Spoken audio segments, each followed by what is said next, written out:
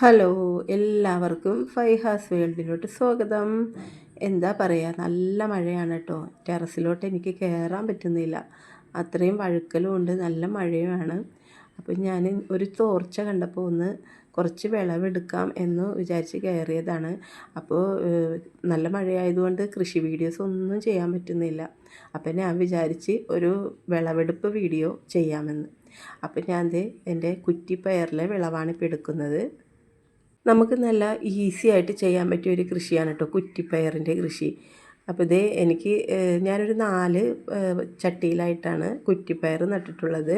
ഇതിങ്ങനെ ഒരുപാട് ഇങ്ങനെ പടരാൻ അനുവദിക്കരുത്. കുറ്റിപ്പയർ ചെടി നമ്മൾ പടരാൻ അനുവദിക്കരുത്.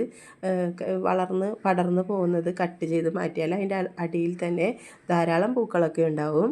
അതിലൊക്കെ കാഴ പിടിക്കുകയും ചെയ്യും. ഇത് കണ്ടില്ലേ, എനിക്ക് 2 ദിവസം കൂടുമ്പോൾ ഇതിൽ നിന്ന് പയർ പറിക്കാൻ കിട്ടുന്നുണ്ട്. പയറിന് വളരെ പെട്ടെന്ന് വരുന്ന ഒരു കീടബാധയാണ് മുഞ്ഞ ശല്യം.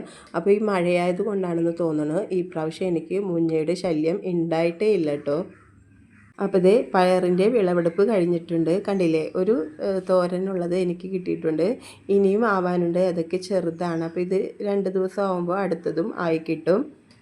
അപ്പോൾ പയർ കൃഷിയെക്കുറിച്ചൊക്കെയുള്ള വീഡിയോസൊക്കെ ഞാൻ എൻ്റെ ചാനലിൽ ഞാൻ ഇട്ടിട്ടുണ്ട്. അപ്പോൾ പറ്റുന്നവർ അതൊക്കെ ഒന്ന് കണ്ട് സപ്പോർട്ട് ചെയ്യണേ.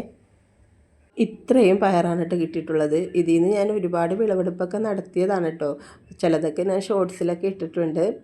അപ്പോൾ ഇനി അടുത്തതായിട്ട് വെണ്ടയാണ് വിളവെടുക്കേണ്ടത്.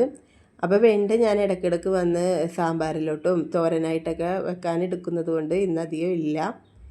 അപ്പോൾ ഉള്ളത് ഞാൻ എടുക്കുന്നുണ്ട്. ഈ വെണ്ട പെട്ടെന്ന് മൂത്ത് പോകുമല്ലോ, 2-3 ദിവസത്തിനുള്ളിൽ നമ്മൾ വിളവെടുക്കണം. അപ്പോൾ അതുകൊണ്ട് അതിന് മാത്രമൊന്നുമില്ല, ഞാൻ എപ്പോഴും വന്ന് എടുക്കുന്നത് കൊണ്ട് ഇപ്പോൾ ഇത്രയേ കിട്ടിയിട്ടുള്ളൂ കേട്ടോ. ഞാൻ പാത്രമൊന്നും എടുത്തിട്ടില്ല കേട്ടോ, അതാണ് ടാങ്കിൻ്റെ മുകളിൽ വിളവെടുത്ത് വയ്ക്കുന്നത്. അപ്പോൾ അടുത്തതായിട്ട് വഴുതനയാണ് കേട്ടോ. ഒരു 2-3 ചുവട് വഴുതന ഉണ്ടെങ്കിൽ നമ്മുടെ വീട്ടിലോട്ട് ആവശ്യമായ വഴുതന ആ ചെടിയിൽ നിന്ന് തന്നെ കിട്ടും കേട്ടോ. അതിനെ ഒന്ന് സംരക്ഷിച്ച് കൊടുത്താൽ മാത്രം മതിയാവും.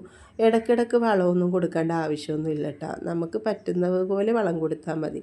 ഞാനിപ്പോൾ ഈ മഴയാവുന്നത് കൊണ്ട് ഒട്ടും തന്നെ അങ്ങനെ വളം കൊടുത്തിട്ടില്ലെങ്കിലും എനിക്ക് വിളവ് കിട്ടുന്നുണ്ട് കേട്ടോ. അടുത്തത് പച്ചമുളകാണ്. പച്ചമുളകും ഞാൻ ആവശ്യത്തിനുള്ളത് അന്നേക്കുള്ളത് മാത്രമേ വന്ന് പിഴുതെടുക്കാറുള്ളൂ. നേരത്തെ ഒന്നും പൊട്ടിച്ച് വയ്ക്കില്ല.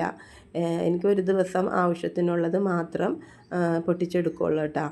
അപ്പോൾ 2 പാത്രത്തിലാണ് ഞാൻ ഇപ്പോൾ പച്ചമുളക് വളർത്തുന്നത്.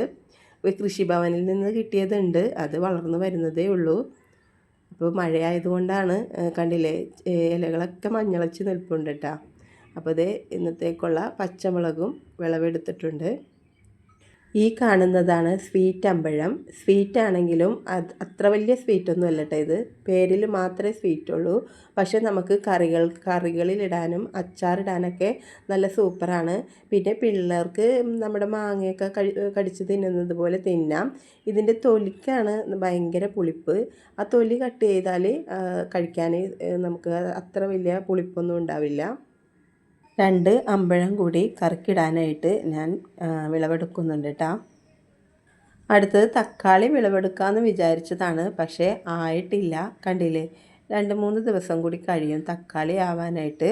അപ്പോൾ ഇത് സ്വീറ്റ് സ്റ്റാർ ഫ്രൂട്ടാണ്. അപ്പോൾ താഴത്ത് മണ്ണിൽ മുട്ടി കിടക്കുന്നത് കൊണ്ടാണെന്ന് തോന്നുന്നത് ഒരു കേട് പോലെ വന്നിട്ടുണ്ട്. അപ്പോൾ ഇതിൽ എന്നും പഴങ്ങളുണ്ടാവും കേട്ടോ. ഇത് ഒരു മഞ്ഞ കളറായാൽ നല്ല മധുരമൊക്കെ ഉള്ള ഒരു സ്റ്റാർ ഫ്രൂട്ടാണ് കേട്ടോ.